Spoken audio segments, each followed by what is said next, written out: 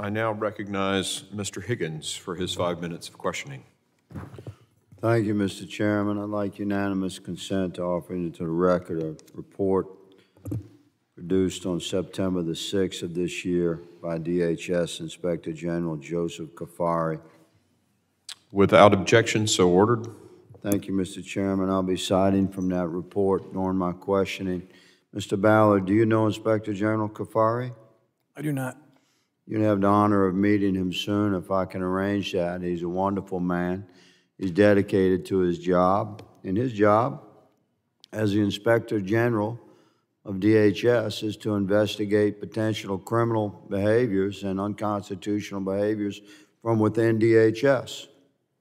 And our southern border, 1,954 miles of our southern border, I've walked every foot of it, is 100% controlled by cartels on the Mexican side of that border.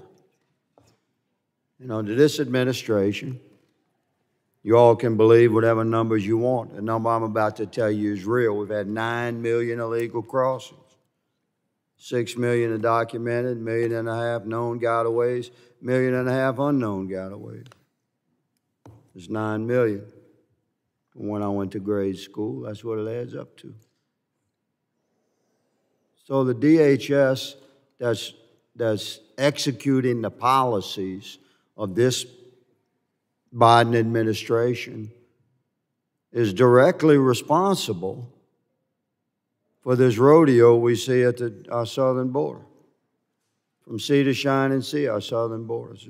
What we used to call a large gathering of unidentified subjects in various stages of disagreement and argument and fight. When I was a cop for a long time, when we'd roll up on a situation that looked like that, we'd just tell dispatcher, I got a rodeo over here. All the other cops on the radio would know what we were talking about.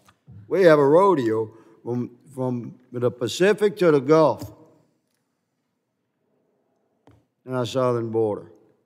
And DHS, under Secretary Mayorkas, is responsible for that. And the human misery and suffering and death and 85,000 lost children and our own southern border now rated as the most dangerous land crossing border in the world by a highly recognized immigrant international organization. It's insane. So the guy that's responsible for investigating that is Joseph Kafari. He's produced this report a few days ago, and it's quite condemning of the Biden administration. So what you think the Biden administration would do with an IG like that, Mr. Ballard, in your experience?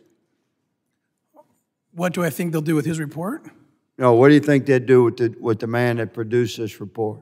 Well, I hope they would treat him fairly and listen to his findings, because I haven't read the report, but I can imagine. Hope springs eternal, does it not? This the Biden administration we're dealing with. They're going after that man in his whole office.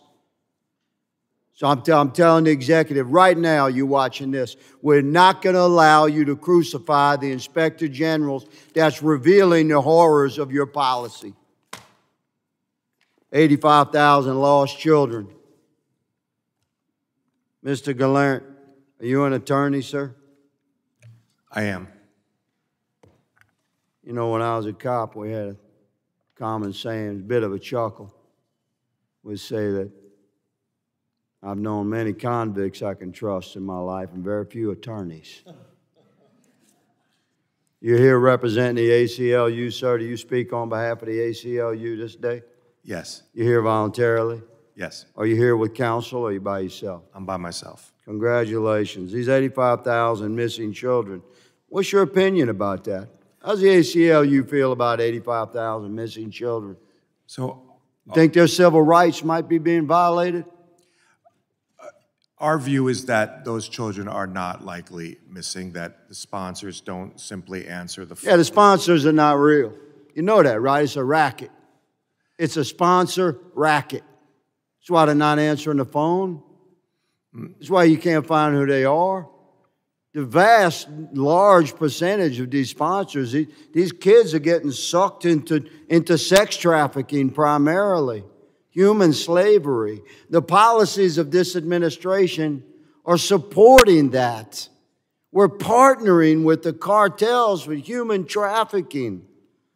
By God, I would hope I had many attorneys in my family.